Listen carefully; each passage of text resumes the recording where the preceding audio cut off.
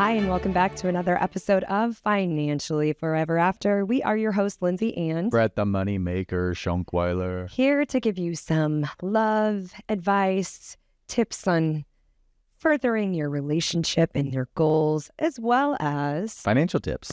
What's going on in the world today? Yes. What can we do? Market still's not great, but you know what? We've done multiple episodes in a row about the market being down. So we're going to talk some other stuff. Yeah. I might talk It's been a lot on of that, but down. But you did mention it's a slinky effect. it's a slinky effect. And what goes down must come up. Spring effect, yep. Somebody told me, though, even though it's down as low as it is, even like 3 months ago, it was actually lower than what it is now. Is that true? I do not believe so. Yeah. No, I don't think that's the case. Is it the lowest it's been for a while? Right now, yeah. Yeah. So a great time to buy if you have those little buy. floating extra income around. Or extra money just sitting around. Money. Yeah. Probably more than just like $5, though. You probably can't invest. $5. Can you? What's the smallest amount you can actually put into a stock? I mean, I know when we set client accounts up for the people we set up, a lot of time you got a minimum like $5,000 in like our cheapest type of account. So not $5. And then you can do like, I think $75 to $100 minimum. But okay. But is there a minimum overall that what you can put in? I mean, you can open up direct accounts at like certain brokerage account companies. Okay. I don't know what their minimums are. Yeah, it just depends. Our minimums are, but yeah, more than $5. So if you only have $5 running around, you can go to McDonald's and get something off the dollar menu. In 10 years, if I double my money, I'll have $10. Whoa. That's growth. No, because if you put $5, let's say it's stock or like it skyrockets. So what? I don't know. $15? What are you gonna do with that? $30. Oh my gosh! Let's be real. Like, okay. You need, I would say, minimum like $500 to $1,000 to like make any significant impact. Sure.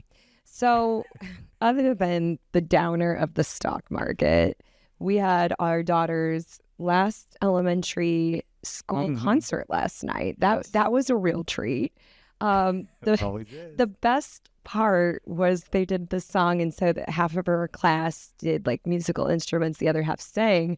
But then part way during the song, they did like interpretive dancing. It was the name of the song was "The Drinking Gourd." Follow the Drinking Gourd, and I told, which has been done since even we were kids. Like the song it's been around forever, but I feel like choirs and children's concerts have been performing this song for years and years and years.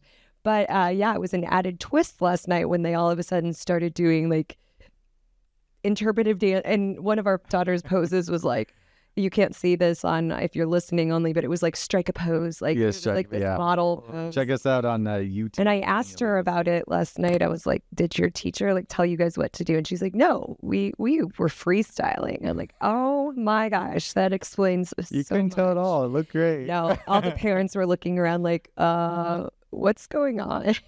Well, I was gonna say, I told our son, because it's called the Drinking Gourd. I'm like, kind of looks like they've been drinking out there based on their movements. Or like, what is happening right now? This is, I was saying, incredible. This is interesting. They're children, very so interesting drinking dancing. the Kool-Aid. Drinking the Kool-Aid. Yeah. It just looked very awkward. But definitely entertaining. I was sad to know that it was her last concert, but what would I tell you? I said, hey, you know what? This is our youngest child. Yeah. Her last elementary school music concert. Yeah. I go, the next one we'll go to is our grandkids. Oh my gosh. Hopefully in many years. Yeah. Our oldest is only 15. Our kids have, kids and all that good jazz. 10 to 15 years. Yeah, someone knows. Or so.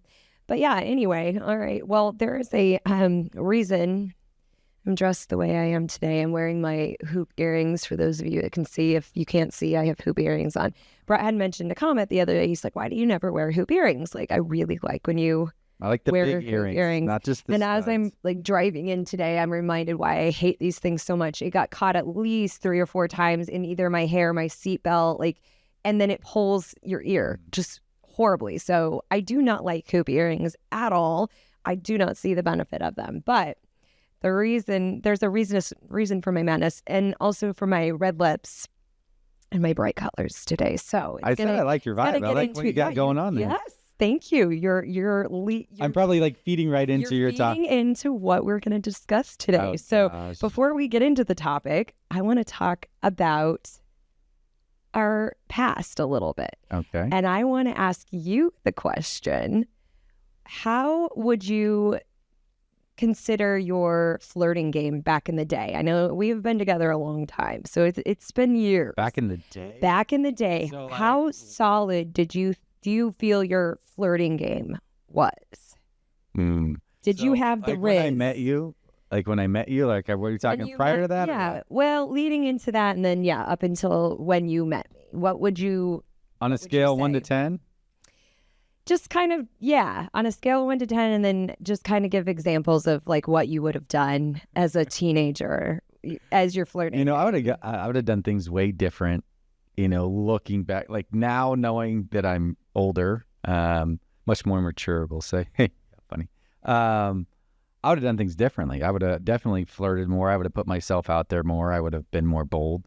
Yeah. I was shy. Like I was. But I mean, as you get older too, I feel like sometimes you get more of that confidence that you might lack as a teenager. Most teenagers don't have the level of confidence adults even do. Yeah, and I'm like, all right, well, I told my son, I was like, all right, like if you like a girl, just go up there and you can say something nice, compliment her shoes, Yeah. come like just start He talking. actually has quite a bit of confidence. We were at a dance conference for our middle daughter, and he went right up to a group of girls and, started chatting. I would have never been able to do that. Oh, yeah. Well, I kind of egg him on all the time. And I'm like, all right.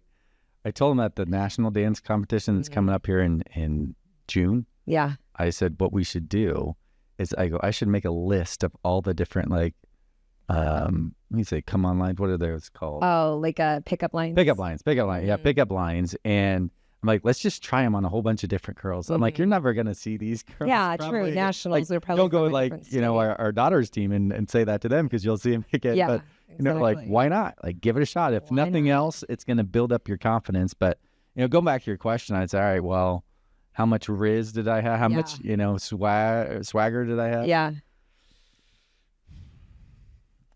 On scale 1 to 10, I'd probably like 4. Honestly, I'd say 4 or 5. I was just shy. Too. Yeah. I was just shy. The more I You got were shy the first day you met me. Yeah, the more I got I've in talked college, about this. Yeah. What was one of your freshman high year? school, I don't know. I was an elite athlete bowler. NCAA athlete right over AA, here. third place. Gosh, not quite champ, so we got third. But in college, I started waiting tables, right? And you get to talk to people more, and you just become more comfortable, kind of in your own skin and talking with people. So, I would say I got much better in college and much more bold, and just said as it is. I was more joking and whatnot. Not that I wasn't some in high school. I just was more shy, and kind of like a lot of kids these days, like didn't want to get rejected. I'm like, oh, but if you don't put yourself out there, then you never know. Right. So I told her son, I'm like, hey, at least try. If she says no, move on to the next one. There's plenty of other ladies out there. Like, it's fine. Like, no big deal. Not everybody's gonna like you. You're not gonna like everybody else either. So I heard this saying one time that you could be the juiciest, most ripest peach out there, and there's always going to be someone that doesn't like peaches. So, if you're a peach, some people might not like peaches, but nothing you can do about that. You just be the best peach you can be. Oh, there you go. So I'm glad you brought that up about the conversations and getting that more face-to-face interaction as you were a server, because nowadays, we're leading into our topic now. Nowadays, the art of seduction and flirting is now online. So a lot of these people that are starting relationships are doing it online. So it's a lot different than when, we were meeting for the first time, we were face-to-face, we were working together. People who are trying to build relationships online, it's a little bit different. There's different tactics. So today, we're going to talk about the 6 tips for mastering flirting in the digital age. So am I supposed to FaceTime you more? Is that what's going on right now? No, we've already established our relationship. These are for people that are maybe just getting out there and trying to meet people online. Maybe you're on an online dating profile or a site trying to meet someone. These would apply to those people, or teenagers like we have right now trying to flirt with girls, if they maybe go to a different school or Snapchatting, whatever it may be. So these tips are coming from ballstatedaily.com.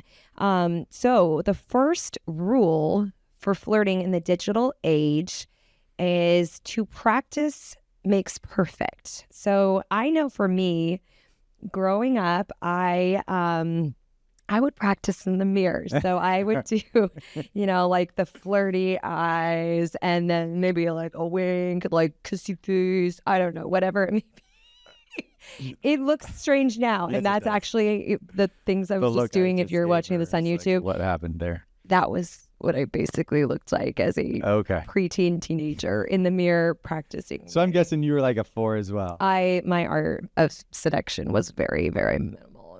I still am very awkward, but I'm surprised I even got a boyfriend. You're welcome. To be honest. I feel bad because I passed this trait on to our middle daughter. She is just so awkward and cute. She's cute as a button, but she's very awkward.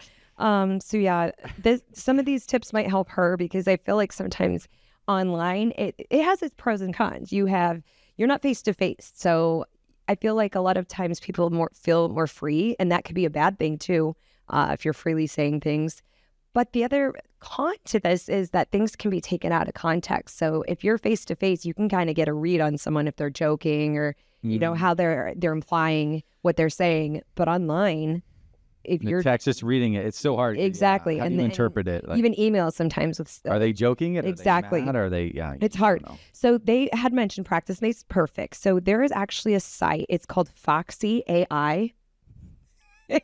And you can go on this site and actually practice your flirting skills with an AI, like robot person. I don't know what they are. So do you pick the AI robot that you're flirting with? I don't think you get a pick. Like a picture, or is it just like I wouldn't think here's so. a dialogue? It's dialogue. It's more dialogue. Okay. So yeah, so it gives you a judgment-free environment to practice flirting and conversation techniques. I actually really like this idea because you get on to some people's comments and you're like, man, you should have never said that. That is not a good idea. So this might be a good comments for what? Just if people comment on posts or if you're trying to be funny and it's like, oh man, you're laughing. Missed the mark. You missed the mark. Yeah. So this AI site actually gives you that confidence, that it helps you practice, and maybe you think something's funny and you type it in and they're like, no, don't ever say that. That is where this would come into play. So you also want to practice your flirting style to help build that confidence, because even if you're doing it online, it can be challenging sometimes if you're not confident in what you're saying or doing. So this will help you with that. Number 2, craft a captivating profile. So if you're getting onto a dating site and you're making up your profile for the first time, you're supposed to make a strong first impression with your profile. You're supposed to treat it more or less like a calling card. Okay. So really showcase your personality, your interests, your values, things that are going to align with someone that you're looking to start a relationship for. Because if you're lying about things, you're going to attract the wrong people. Do you like say, hey, I'm looking for whatever? I mean, yeah. I'm looking for a juicy peach. Oh, okay. Well, let's maybe not. Okay, you might need to practice on this AI site you were the one that yourself. said juicy peach I earlier. understand. They're like, oh, well, I'm not looking for peach. I don't like peach. I'm like a plum. Take it in a different context. Oh, but so your profile should really, it should be your bio that highlights your qualities and your interests. So if you enjoy fishing, maybe a couple of your profile pictures have you, fishing or whatever it may be. If you're outdoorsy, showcasing that stuff. Because if you match with someone that absolutely hates being outdoors, hates bugs, hates everything to do with outside, you're matching with the wrong person probably. You're not going to have a lot of things in common. So make sure that you include that in your profile. Also, adding a little bit of humor and wit into your profile really shows the type of person you are. So if you have a funny personality, if you have some humor in your life, this is where you would want to add. So I got a question. So your dad jokes would go into play. So there. Hold on here. Mm-hmm. My thought of the dating world now would be, I think a lot of people think the stagnant, hey, you put in here's a picture, here's words about it. I would think with the updated technology these days, it would be some type of video profile. and like you like record a video and like, here's who I am, here's what I do or whatnot. I'm not saying like, is it like that? Because Maybe I would hope that exists. you wouldn't know. I don't know. I'm not on these dating profiles. Maybe that is an option, especially with AI too. I think that with AI, there's so many benefits to it, but also now it's a little bit scary because like, what if you're getting catfished? Like, what if it's not a real person? That always like makes me question like what I'm saying. What if you're really matching with someone and it's not really the person that you're matching with? So yeah. I think you would know once you met them, like if it got that far. Yeah, but people have fallen in love with people online and then they were figured out they were catfish. So mastering the art of conversation is number 3. So once you do match with someone online, actively listening to them, initiating conversations with open-ended questions so that you can really get to know one another, really dive in deep to those conversations to kind of figure out who this person is and who you are. So hopefully you can develop that long-term relationship. So what would be a good question there? For like an open-ended question. I don't know. You're the guy. You're matching with me. What would you ask? See how I answered that open-ended question? I was seeing if you got it like, or not. Yeah, go ahead and practice on me, please. For what? What would you ask me? Like a pickup line? No, an open-ended question once we match to really get to know me. So what do you enjoy doing? I mean, I enjoy doing so many things. What do you... Such as what? Do you enjoy being outside? Do you enjoy like traveling? Where's your happy spot? Outside minimally. I used to enjoy being outside. I like to walk outside or hike, but yeah, I don't do bugs much anymore. I used to camp. Really like that anymore either. I'd much prefer a camper or cabin. Got a little more prissy in my older years. I need a soft bed to sleep in. I need a shower. I need a bathroom, like all within very close range. So you're very rugged, I could tell. So I probably wouldn't match with someone. You're a rugged outdoor chick, I can tell. But had you mentioned in your profile you like girls with dangly earrings, I would have. Oh, I see what you're going. So I'm attracting you with my knowledge of things that you like. Lipstick, pink. So mastering that art of conversation. And then number 4 is use humor wisely.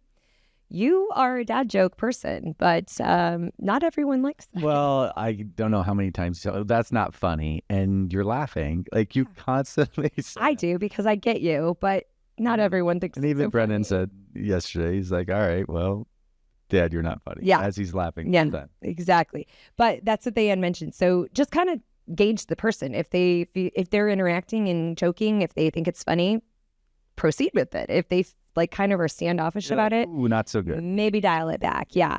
So flirting with confidence, making sure that, again, you practicing before you go out there. Make sure you're just confident. Be confident in who you are, your abilities to do whatever it is. If you're a really good fisherman, be confident about that. Talk about that. Maybe you won a tournament. Like those are things that show your confidence and project a certain persona to someone in the right way, but you just don't want to lie about it.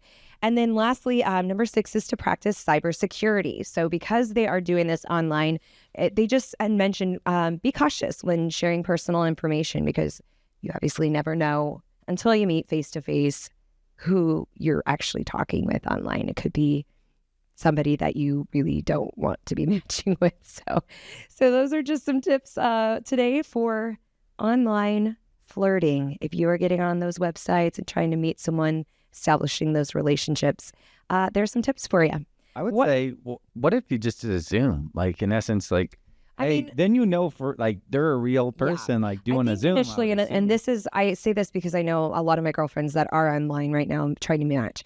The first handful of conversations, or when you're just first matching with someone, it's more of these quick kind of back and forth, like gauging things. But yeah, I think Zoom eventually down the road, if you really want to get to know someone, Zoom is a good option before you actually meet them face to face. I was like, that just seems like the easiest, most logical way. Is like, hey, so let's hop on for a 15-minute Zoom, and then if it goes well, then you're talking for an hour. Exactly. So always, then you know they're real. You're not going to get cat. Exactly. Always a good solution. So what do you got today for us for finance? Okay, so we've been hitting hard on stock market, what to do when the market's down, and one of my good clients and friends, his name is also Brett, so one heck of a guy. But he told me, he's like, Brett, just reiterate to people that you only lose if you actually sell. He's like, market goes up, market goes down. Like it's only a loss if you actually sell out. So just know, like, we're in a time that the stock market's down. It'll come back. It'll go back up. We just don't know when. Might be a certain time frame before that happens, but just letting people know that it's okay. Weather the storm. You should have some money safe, should have some money risky. If you need to pull out of your safe money for the time being to give your risky a chance to go back up, that's perfectly fine. So there's the market talk for the day. With that said, there is a gal. Her name is Brittany McCamish. She's from Washington State. And here's the deal: is when she was growing up, and we're going to talk about who is this woman though? Like what's her relevance? I'm going to tell you. Oh, okay. So when she was who's Brittany? So she was growing up, her parents, they were devout disciples of Dave Ramsey. Have you heard of Dave Ramsey before? I have heard of Dave Ramsey. Do you know what he is or what he does? Yeah, he's like a financial wizard guru. He's a financial radio show host. And the thing is I'm not bashing on Dave Ramsey by any means. He's got some good stuff out there, but some of the things he says is like, pay down debt. You should never have any debt. And until you get your debt knocked off, like, don't go out, don't use credit card, don't do some. So he has some good stuff, but it's in essence like, don't enjoy your life until you get all your debt knocked off. Yeah. Like, what the heck? Like, okay, when I'm 50 years old, then I get to start living life. Plus, like, we never know when we're going to die. Like, No. What if you just never enjoy life and then you didn't get the chance to go do something because you were worried about your debt? Yeah, I mean, tomorrow is not a given. So, big picture, he does have some very good stuff. He does good snowball, paying off debt or whatnot. But I just say you got to enjoy it along the way. I tell the clients that we work with is, if you're not taking at least 1 to maybe 2 trips a year, like, you're not probably enjoying life the way you should, assuming you want to take trips. Some people might not want to take trips. That might not be their jam. They might see, I want to hang out. I want to, go to more concerts. I want to go to ball games, or see kids more, or grandkids, or just hang out with friends. That's fine. Whatever you enjoy doing, we want you to do that. But do it, obviously, financially responsibly. So anyway, as she was growing up, her parents, they were very devout followers of Dave Ramsey. So they never went out to eat. They never went on vacation until all the debt got paid off. And guess what? She went all through high school, like, really not ever getting a vacation. So, like, what type of childhood like that? That doesn't sound like too. Some of our best memories are on trips with our kids, and it doesn't even have to be going to Paris or Europe, whatever it may be. Like, it can be as simple going to the next city in your own state. It doesn't have to be this amazing, elaborate vacation. I think your kids just enjoy that special time and getting a new environment. Yeah. And I mean, it could be even like going to the zoo, a picnic, create a new game, do something fun outside. Like, just hang out with your kids, do something enjoyable with them. So anyway, she got to age 18 and she was going to get a credit card, and she felt like she was committing an act of wrongdoing. She said she's nervous. She thought she was going to mess something up. She went home to log into her account, and she says, I was sweating. Like, I was literally sweating, going to log into my account, thinking like, oh my gosh, what bad thing did I do? My parents have always taught me not to get a credit card, not to go into debt, not to do yada, yada, yada. So anyway, she ended up getting a credit card, and her parents obviously did not like her getting a credit card, but she learned the value of paying stuff off as she got the credit card to pay it off. She also had to accrue some student loan debt in the amount of $78,000. Now, granted, you might say, oh my gosh, like, that is a lot of debt. Yeah, well, guess what? College is expensive these days. So anyway, she didn't want to face that head on right away. She eventually faced that head on, but she was smart in how she did the credit card. She learned how to financially do that, and then she got a home. And as she got a home, she actually learned the value of leveraging the house and actually using debt in a positive manner. Now, granted, a lot of people are like, all right, Brett, you're telling people to go in debt. I'm not saying that. I'm saying there's certain things that you can purchase in this world that we live in that it makes sense to go into debt. A home, most notably, number one. Because a lot of people are like, hey, well, the value of homes these days, I think the average cost of a home is like $300,000, $325,000, something of that nature. Like, that ain't cheap, right? And there's not a lot of people that get out of college like, oh, I just have $350,000 or $25,000 or whatever it is laying around to buy this house. So you can go in and say, hey, guess what? I'm going to use the bank, and therefore I'm going to build up equity in my house, because we all know that typically home values appreciate, right? So home values appreciate, and then later on, she got a second house, and getting the homes and getting those mortgages was one of the best things that she did for actually building up equity in regards to those homes. However, fast forward, she now runs a full service design studio. So she went from a home of teaching her like, hey, you can never use debt. And I'm not saying use debt all the time, because that doesn't make sense, but using it for the purchase of a home, as long as you have the income to back that up, it could be a very good way to actually start building wealth in your overall plan. So, she had something negative in her childhood that really affected her childhood, not being able to go enjoy some of the things because they were listening to the Dave Ramsey, pay down debt, pay down debt, pay down debt. However, that's not always the solution. So then I read another article here about it's called The Hack, Skip the $3 Purchase. So this is a lesson that a mom taught her daughter from very, very young.